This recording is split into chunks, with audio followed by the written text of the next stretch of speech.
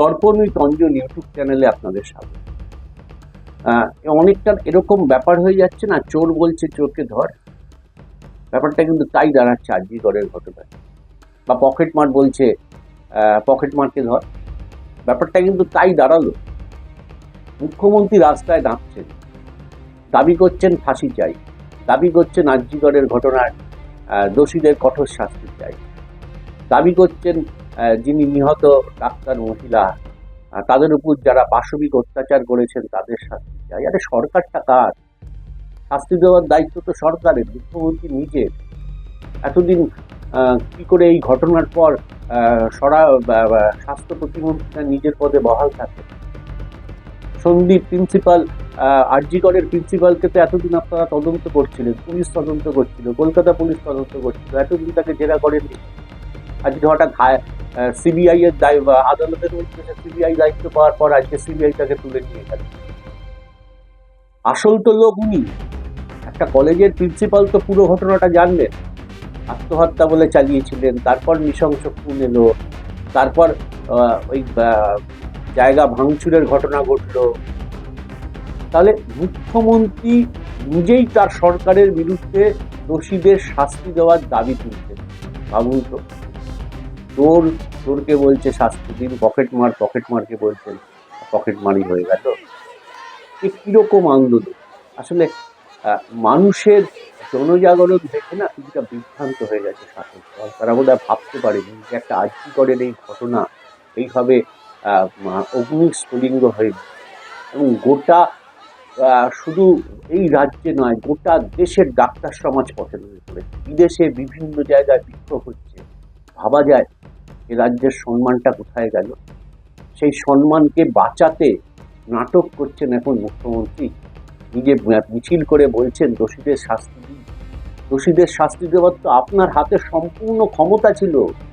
গত ঘটনা ঘটার 3-4 দিন ধরে আপনি কাকে শাস্তি দিয়েছেন? ঘটনার 3-4 দিন ধরে একজন মাত্র লোক গ্রেফতার হয়েছে, বাকিরা কোথায় পালিয়ে গেল? প্রিন্সিপালকে কিছু বলা হলো না কেন? শোনা যায় প্রিন্সিপালকে নাকি ট্রান্সফার করার আগেই আপনারা জায়গা ঠিক করে রেখে দিয়েছিলেন ন্যাশনাল মেডিকেল কলেজ। তো এমন ছাত্র বিক্ষোভ হয়েছে ন্যাশনাল মেডিকেল কলেজ প্রিন্সিপালের যে ঢুকতেও পর্যন্ত পারে প্রিন্সিপাল সন্দীপ বাবু।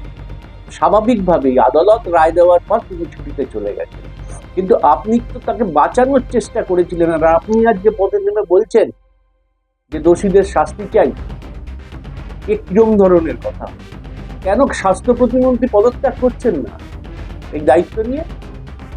কেন কেন্দ্রীয় ভাবে আপনারা কঠোর হচ্ছেন না? কেন শান্তনু সেন আপনাদের সম্পর্কে বলছে আরজিকরের কি অবস্থা, ডাক্তারদের র্যাকেটের সঙ্গে না থাকলে কেউ ডাক্তারি পাস করতে পারে না, যারা পাস করে তারা সব কোশ্চেন পেপার উত্তরপত্র নিয়ে গিয়ে বসছে, সিসিটিভি বন্ধ করে দেওয়া হচ্ছে পরীক্ষার হলে।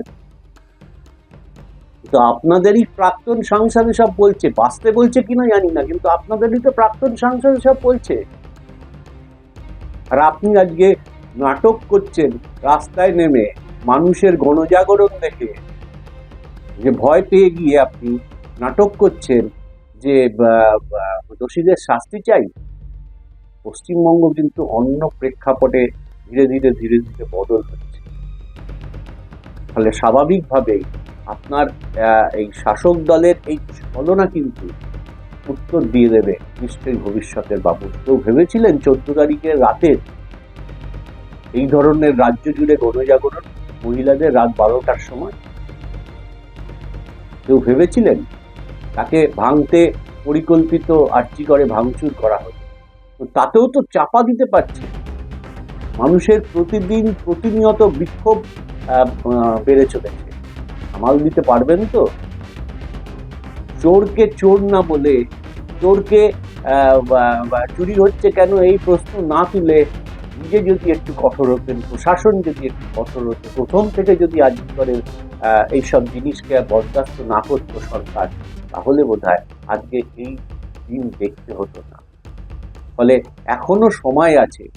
মানুষ আপনার কাছে বোধহয় প্রত্যাশা করে করছেও, অন্তত পক্ষে 2029-এর ভোট তাই বলছি, ভবিষ্যতের ভোট কি বলবে জানি না, 2029-এর ভোট তাই বলছে।